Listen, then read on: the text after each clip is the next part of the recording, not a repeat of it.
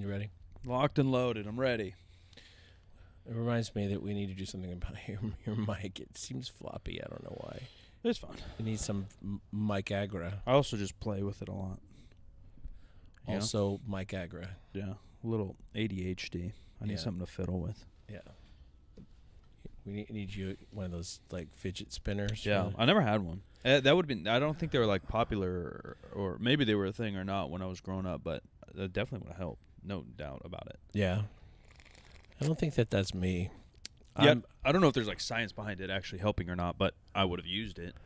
I think I'm just like a fidgety, not fidgety with my hands, but like I move a lot. Yeah. I do a little bit of both. Sometimes I didn't even notice it. Like there was a clip you sent me from one of the podcasts. My legs are going crazy. I was like, dude, I didn't even know my legs were going crazy. You know, just fucking tap dancing over here. I don't know. Yeah, I just always fuck with shit, I think.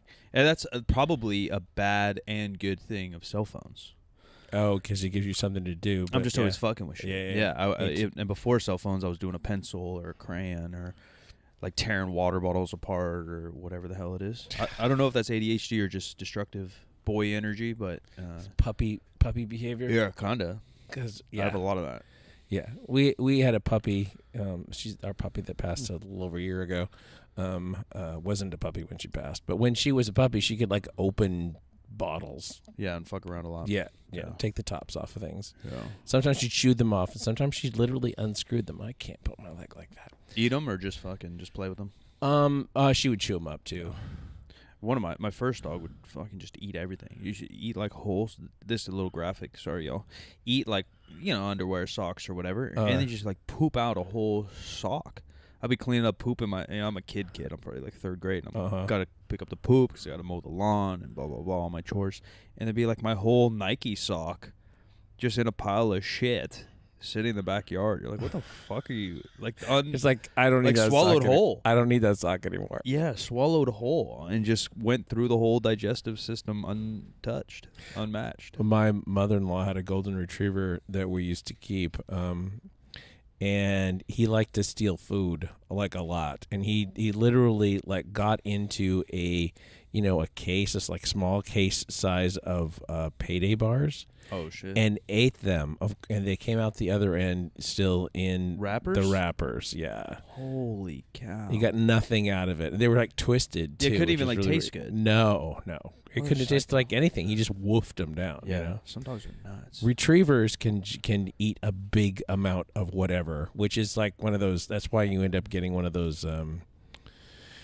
The maze. Little brain. Stimulant. Food bowls. Yeah. So they have to bounce around. They can't just woof it down because then they throw it back up. And yeah. I don't know. Our first one, it was a flat coat retriever. We got him from the pound. He was fucking the best dog on the planet. But I don't think he threw up from food. But he was about the food for sure. But he's just so smart too. He didn't give a shit. We taught him pretty good. Retrievers are smart, except when they're dumb. Yeah, they're kind of doofusy sometimes. I do feel there are. It's kind of like humans. Everyone just says like this dog's mean and this dog's fucking smart, and like I think it's got like potential to be smart and potential, because I've met some retrievers that are just complete morons. You know what I mean? Just absolute idiots. But some of them are stupid smart and will learn everything super quick. I am not at a point of wanting to get another dog, but I'm intrigued by Bernedoodles. No, they're amazing. Yeah.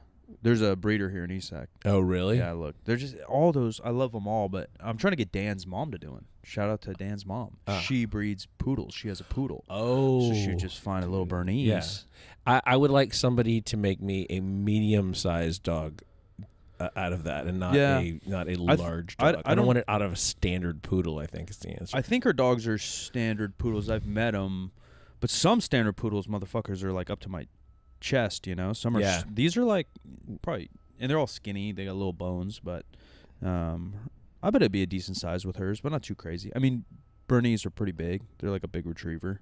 Yeah, Bernese are good dogs too. It's just so hot here. They don't have the longest lives either. They live like 7-8 years, with kind of at the most usually. Yeah. My other dog, Newfoundlands are kind of the same way. My other dog we just put down, she was 17, gonna be 18. Lord. I had her since junior year of high school. Oh my God. Yeah, crazy. That's such a long life for a little doggo. Yeah. I know. I still want another dog. I look all the time. But it's just like I got commitment issues, you know? It's gigantic commitment. And I mean, commitment is a little bit of the issue now, but like cleanliness, after having had dogs for 27 years straight, my house is clean now. I don't have a dog. Well, that's why I think about burn doodles and things. Like, obviously they can track in some mud, but like I don't have a backyard, so I'd be walking them on concrete, right? Which would help. And then if they don't shed like crazy, but 90% of freaking dogs shed like crazy. And I have wood floors, so it wouldn't be too bad. You swift it up real quick, but you're right. It just adds a whole layer. And then I want to bring them in the gym, obviously, but I want a baby, so I got to train the fuck out of it. Right. And it's just time intensive. And I'm back traveling a good amount, you know. So and then somebody's got to watch the dog. Yeah, and we got the roomies, you know. Kyle and Dan would take care of it, but it's a big ask. Right. I don't want to, and my mom would take care of it too, but you know, it's just then you got to get it there. It's just a lot of thoughts. Yeah. Yeah, and that's the issue with me committing to putting more shit on my plate. Yeah, I understand that. So we've been off for a minute. We hope that you enjoyed revisiting the Eric Helms episodes of this show when we talked about the basic macronutrients. A little education for you. Yeah, and kind of our own ideas of what we were going to do with the show in the beginning, because they were episodes 1, 2, and 4. Yeah. And we did, right? We probably did 60, 70 episodes like that? Something like that, yeah. Yeah. So we'll sprinkle those in. We just needed to put them in because we were unavailable. One of the unavailabilities was the fact that I jacked up my knee, and it is getting better. I am hopeful that I'm not going to have to do anything crazy with it. But boy, has it been bad? It's been pretty bad. It's kind of the worst of the knee things I've ever had. Yeah, pretty angry. And I didn't even do it lifting, which is what's dumb. I did it like squatting, not with weights, but like with my body weight mostly over one side. Working on my closet of all things. Let's we just did a Barbara Brigade talk show on it. Well, I say we probably did it like 3 months ago, but it just published about like posture and injury, and like it's true, both by evidence and just logic, that powerlifting and bodybuilding are like the two safest sports in the planet. Because when you're squatting, your full concentration is on squatting. Right. Even my ADHD ass, I'm not thinking about some crazy stuff. I have 315 on my back, and I'm focused on every movement I'm making. When you were squatting, you probably got a drill in your fucking hand. You're looking to your left. You're looking about your right. You're worried about the angles, whatever you're working on. And so your focus isn't on the squat. So it's just way more likely that you're going to get fucked up outside of the gym or any other sport. Yeah, than actually just squatting. Right. Yeah. No, I was trying to get a board to fit around an irregular surface, and I kept having to go back outside and cut a little more, and we went back and forth. And the stupid thing is that the closet. It's a walk-in closet, but it's not gigantic. And I had the step ladder, still like deployed in there, so it was taking up floor space. Had I just folded it up, I could have sat on my ass and not been on my. I don't do that shit either. I'd be the same as you. But it really was just an ergonomic issue. I didn't have to do it that way. I just did it in a dumb way because I thought, okay, well this time's going to be enough. This revision, and it went on for like an hour, and I've been up and down the ladder painting, and by the next morning my knee was like, fuck you, and it's been somewhat, that way since then. Leads me to the rant of the day. Yeah. TikTok in particular, it happened on like Rogan's show years ago, and a lot of people talk about like this risk versus reward with deadlifts in particular. And evidence shows like no injury significance difference between squat, bench, or deadlift. Yeah. So if your risk to reward is bad on the deadlift, you motherfuckers better not be benching. You better not bench either, you silly dumb bitches. And then 2, like I just said, literally statistically, the safest sport on the planet is bodybuilding. Number 2 is powerlifting. And maybe we get into some running or who knows what comes next. But so you better not be playing pickup basketball. You better not throw nothing. If you guys are so worried about the risk, quote unquote, reward. And second thing is you can't measure reward. Yeah. And I understand if your argument is there's better exercises for hypertrophy than just a deadlift. And I don't disagree. If your goal is purely hypertrophy, you don't have to deadlift. You don't have to do anything. But this argument of risk to reward is literally trash out the window both by evidence and if you want to go deadlift, man. Like, you're not going to get injured deadlifting. You just literally won't. It's just not going to happen. No, I agree with you. You might get a little bit of a back pump that is uncomfortable in the moment, but it goes away. Yeah. It just goes away. It's just a little extra blood someplace that wants to squeeze on nerves. It's you better not squat. And then I guarantee the evidence probably hasn't looked at it, but the argument of injury versus leg press or hack squat versus regular squat is probably the exact same. So you better stop training legs if risk to reward is your goddamn argument. Yeah. It's literal trash. And it's just kids regurgitating bullshit they hear because some strength coach said it. Strength coaches are working with football, soccer, basketball players where you can't handle all the variables that lead up to an injury in those sports, and then you're worried about a trap bar deadlift in the gym in a completely controlled environment. Fuck you. Well, since we're talking about injury, while we've been off, next door to us here, they are in the process of constructing a multi-story apartment building, and literally right next to us, the lot right next to us, is where they're putting all of the mechanical. So like the tractory things, where the electric supply is going, and where the water station that controls the whole thing, and all that right in here. So they're digging holes next to us, and so as we were talking, the earth rumbles under us like there's a little earthquake all the time. And more than once during the time that we've been off, I've come back here to find that parts of the set have fallen. Yeah, it's pretty big. And like, I hope nothing falls and hits you. I'm not worried. I got a tough brain. Two, the rumbling, I don't notice as much. Sometimes when we're podcasting, definitely not when I'm running around in the gym itself. And I don't know if that's just because who knows where my attention is, but I live close to the train, and I think it's cargo trains. Yeah, it is. I don't think it's the Amtrak. It's not I have the big one, and I don't live that close. Like I don't know, in yards, maybe 300, 400, 500 yards.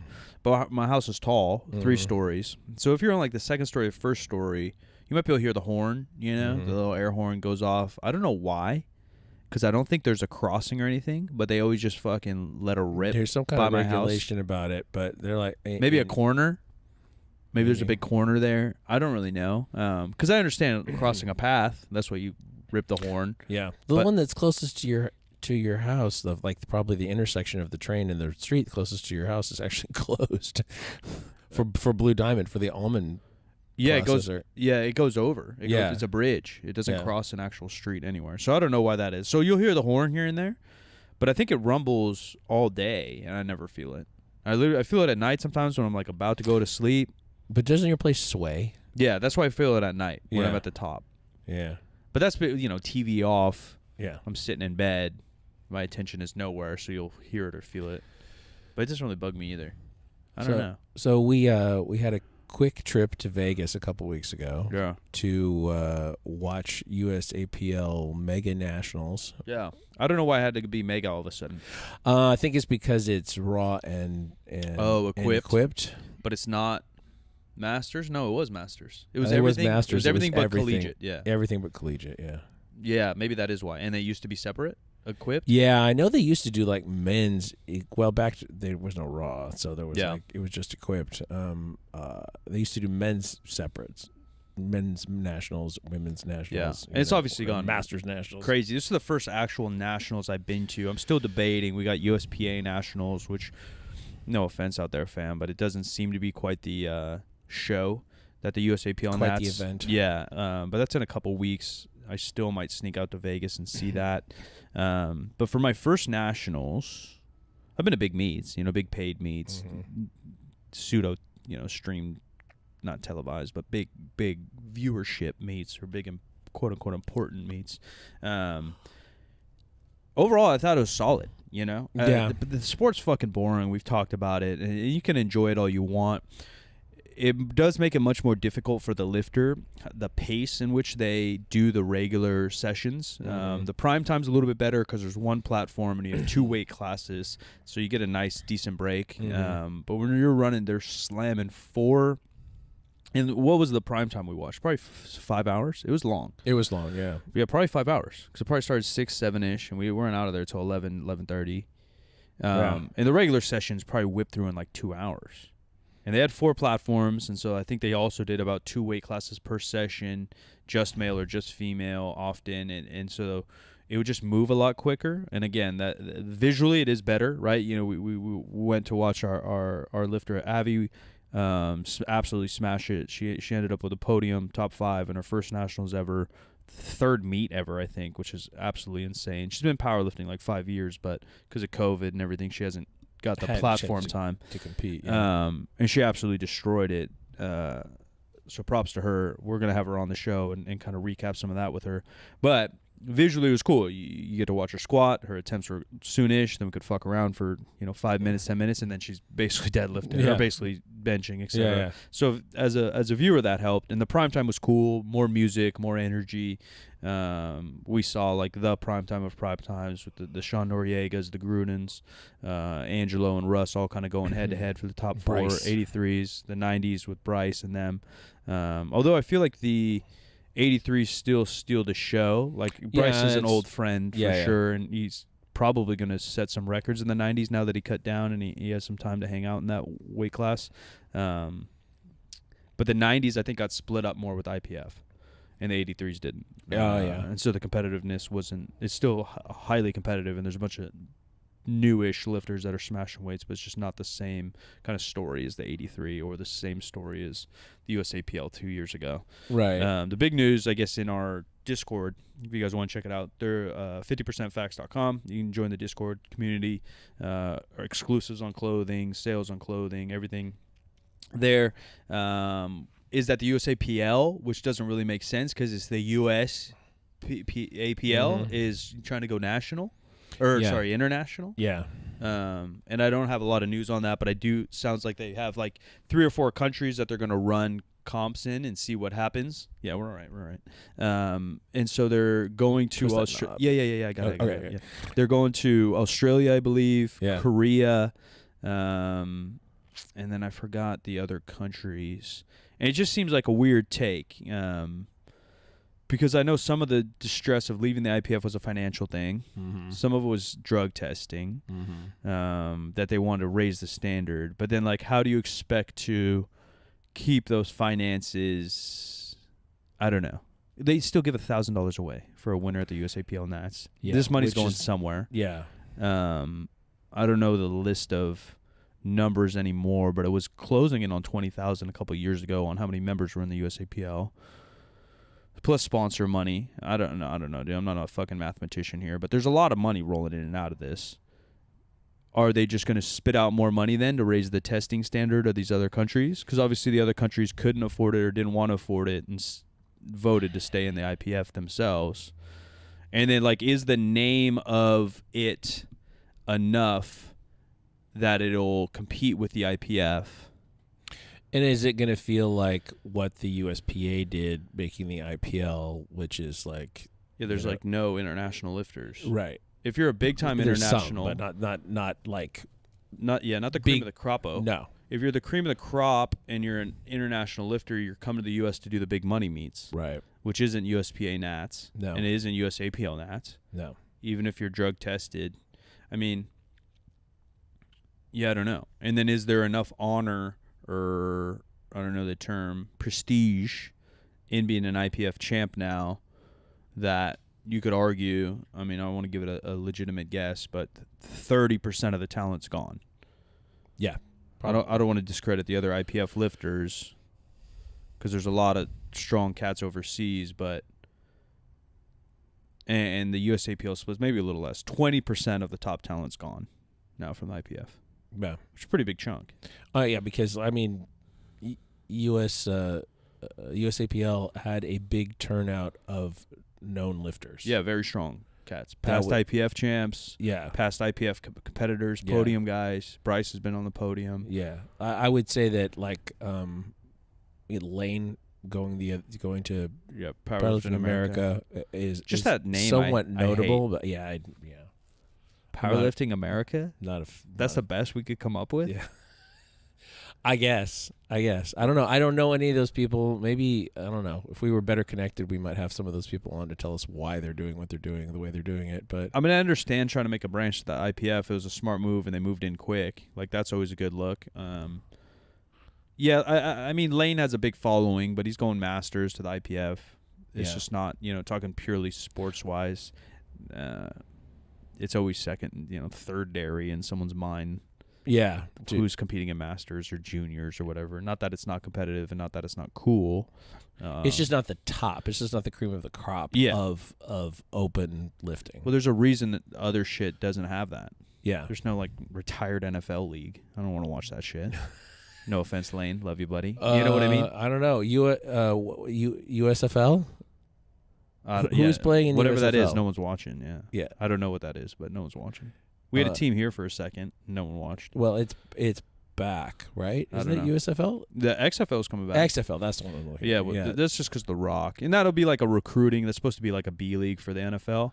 And if they change some of the rules or something, you let it be a little grittier and some harder hits, some people might watch it.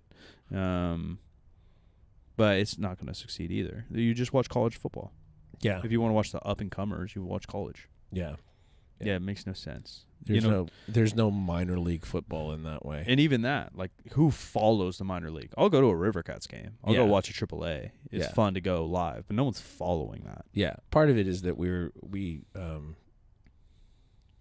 have a AAA team that is very geographically close to its major league. Right. That home. Helps. And so you could go and see really high level Major League Baseball players either on their way up or on their way back. Yeah. Tickets are cheap. Yeah. The stadium's cool. It's obviously a good location for us personally, but even that, I'm not checking the box scores every day. Yeah. If I was Uncle Rico, I could throw that Goodie Bear football easily at the stadium. At the stadium, yeah. Yeah. So I don't know, and that's been the issue with the powerlifting, right? If we have so many different leagues, I know we're beating a dead horse here, but we have so many different leagues. Who do you follow? What? Why? When? Yeah. The IPF, I paid some attention to, and Nats, we were there, so I was paying attention. But you just care less. The more it's going to be diluted, the less you're going to care. Mm-hmm. And powerlifting is the only sport that could even exist with it being so diluted because numbers speak for themselves, right? Yeah. You can't do that in other leagues because the straight-up talent's going to end up at the top because you're going to want to play against the best talent. Where in powerlifting, there's potential for you to compete whatever's convenient for you because the money's not there, the prestige isn't there, and your total is long. I know there's judging and this and that, but basically your total speaks for itself. You can do it anywhere, even if you're in the gym, right? And you squat 1,000, bench 1,000, pull 1,000. You're going to get attention. Mm-hmm. Even if people will be like, well, it's not on a meet, and who knows what bars and kilos. You're going to get fucking attention because the poundage. But and someone can argue TikTok or whatever with basketball, but if you're a real basketball player, no one gives a fuck. I've seen all these little TikTokers and they're trash because I know they're playing against trash. Yeah. You're going to end up playing against somebody good, and the truth will come out. When powerlifting, that's just not the case. As our friend Brandon says, bar don't lie. Yeah. Weights are weights, bar don't lie. Yeah. I mean, judging is the only real variable. And he fucking stole that. All right, Brandon Diamond Campbell. That's a basketball saying. And I know he played basketball, and that's why I know he fucking stole it. We say the ball don't lie. Ball don't lie, yeah. And that's because, in pickup basketball, you call your own fouls. And so if I call a foul and you didn't foul me, and I missed a free throw or I missed my jumper, they say ball don't lie, meaning the karma's coming back. Oh. Because I was being a cheapskate. I get it. Yeah. I did not realize that. And he didn't steal it, Brandon. You know what I mean. He manipulated it. He molded it. He repurposed it. No, it was a good repurpose. Of people that just straight steal shit, his was a good repurpose. I'll give him that. Yeah. And bar don't lie actually makes more sense. Oh yeah, and actually, it's much more straightforward. No, it's a good saying, bastard. It's great branding. Yeah. I don't know what else is going on. We're lifting weights in here. We got a meet in 6 weeks, 8 weeks, 10 weeks. Question. Beginning of September, September 11th, this Sunday. we're having a meet here at 3rd Street Barbell. If you guys want to come hang out, we got a free open gym the day before, trying to turn it into a little party. Yeah, I don't know. It feels good to be back in routine. So we went to Vegas. I got COVID. Yeah. Jim busted his knee. We had about 10 days of weirdness where I'm just sitting on my couch, laptop working. And so it was like productive-ish. But it doesn't feel as productive. I think we talked about that too in the past. You take all these like high school tests as like a senior, like a college counselor or whatever. Maybe normal schools don't do this. Maybe this is my weird school, but we did. And they're like personality-ish ones, and then ones that like try to figure out how you feel fulfilled in what you're good at.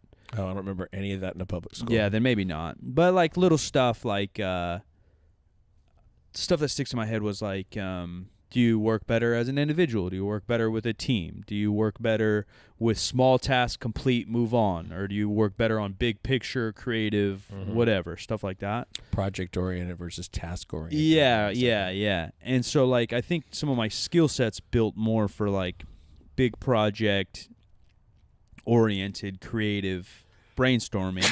Bless you.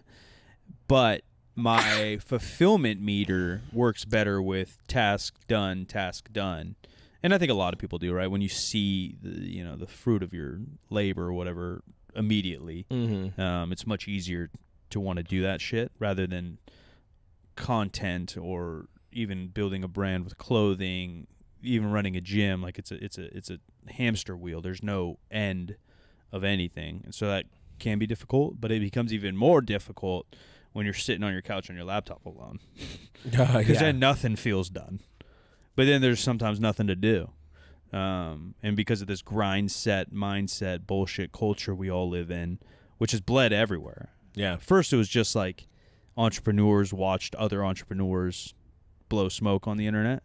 But now, like, all these pseudo life coach entrepreneur guys are fucking pop culture faces. Yeah.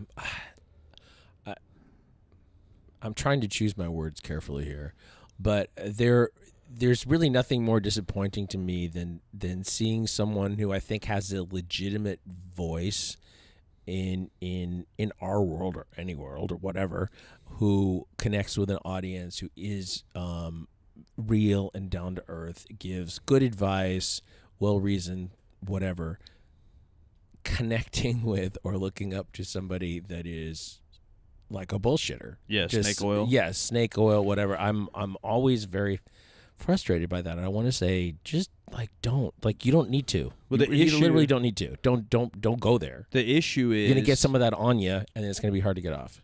That's the issue, though, is that is like their pudding. That proves that what they do is good because they're selling you snake oil and it's working. Yeah. You know what I mean? Yeah. That's like proof of concept. Yeah. The proof of concept is that, and I've fallen for it. Like, I've followed some people, and there's always tidbits you can learn from anybody. Like, right. No one's putting out complete bullshit.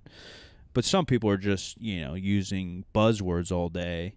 And then now they're fucking fighting each other. I don't know who this guy was. I'm scrolling around on Instagram Reels or some shit, and there's some businessy looking guy doing a podcast like this, which every motherfucker has, sitting there talking shit on these other guys' morning routines. I don't know what book it was because I'm not a big book guy, but obviously there's multiple. But there's one big book that tried to, and part of it was Ferris, but there's others that, like, let's look at habits of billionaires, and then if you replicate those habits, maybe you can become a billionaire, which I just think is utter bullshit, because there's like so much luck involved with things. There's so much circumstance with things. Someone waking up, journaling 10 minutes, meditating 10 minutes, having coffee with butter, going for a run before 5 a.m. is not what made him a billionaire. No. There's just no possible way we can connect those lines, because for every one that became a billionaire doing that, there's 50,000 that wake up at 4 a.m. thinking they're going to be the next Dwayne Johnson, and they're just not. There's just either they don't have the magic sauce, which I think is a factor. They don't have the luck. They don't have the opportunity. They don't have the connections. And then even if they have all those, there's going to be luck involved, right place, right time, that you're just not going to make it.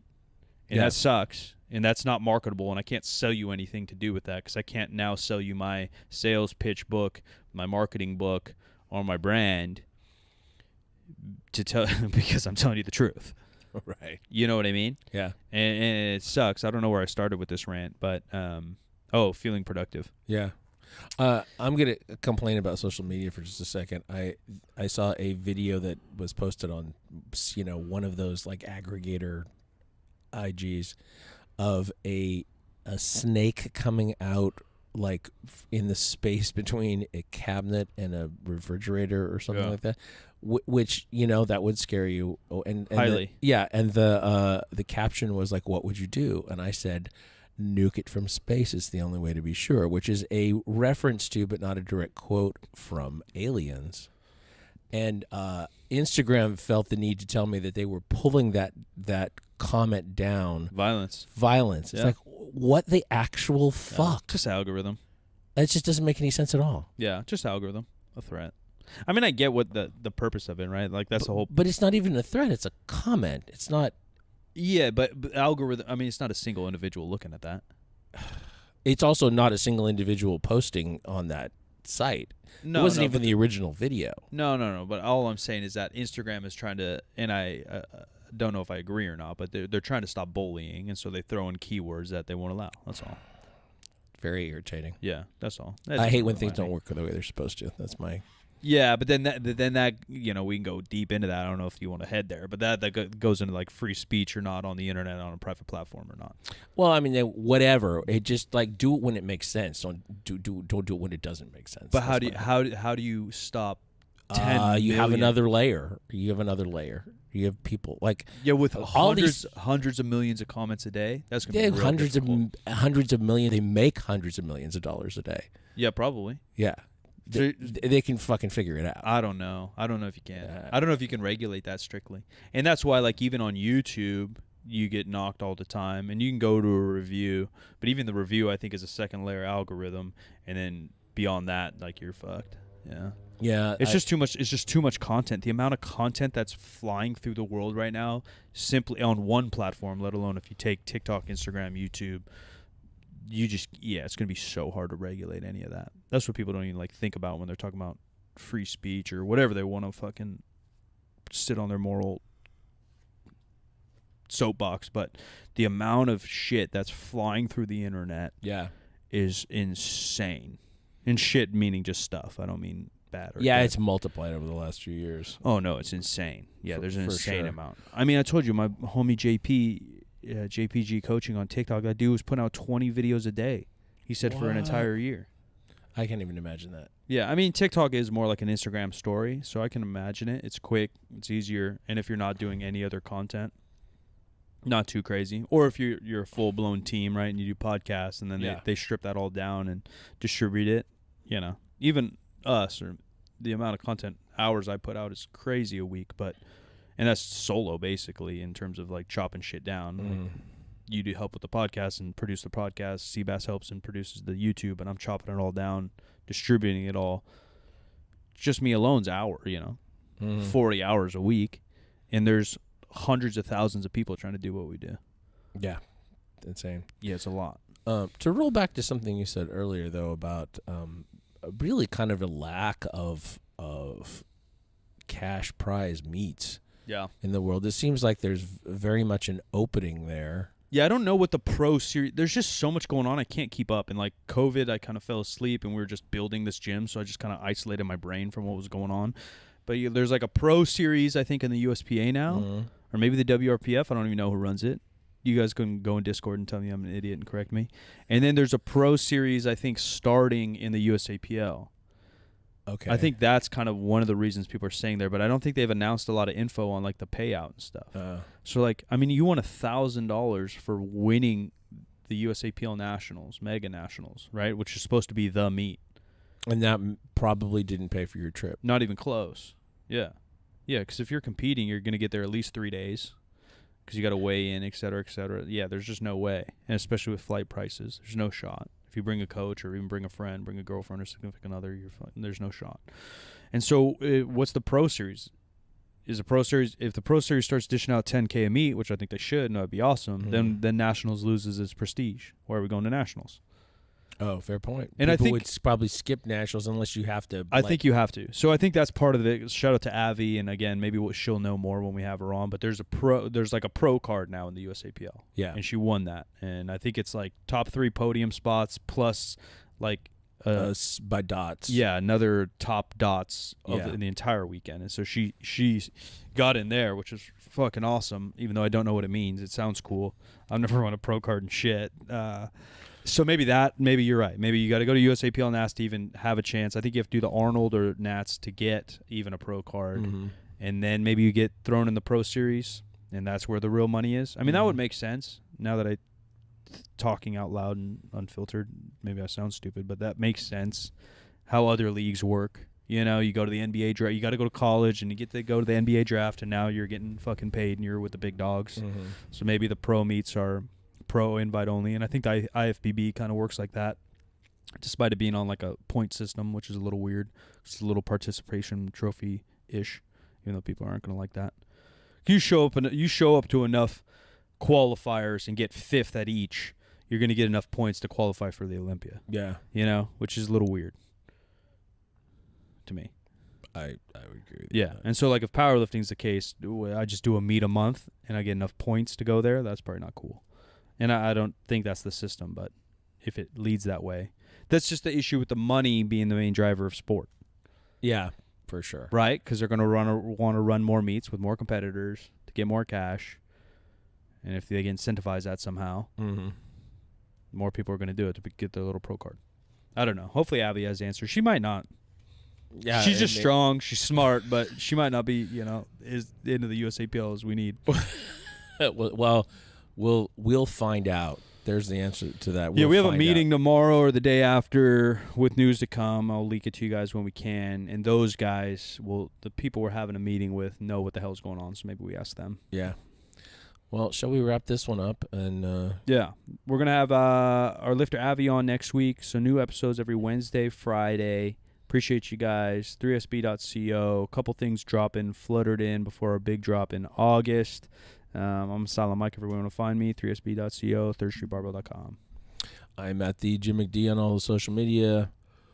This show is 50% facts, where percent is a word, and 50, it's just numbers. And this show is a Spreaker Prime podcast in association with iHeartMedia on the Obscure Celebrity Network. And we'll talk to you next time.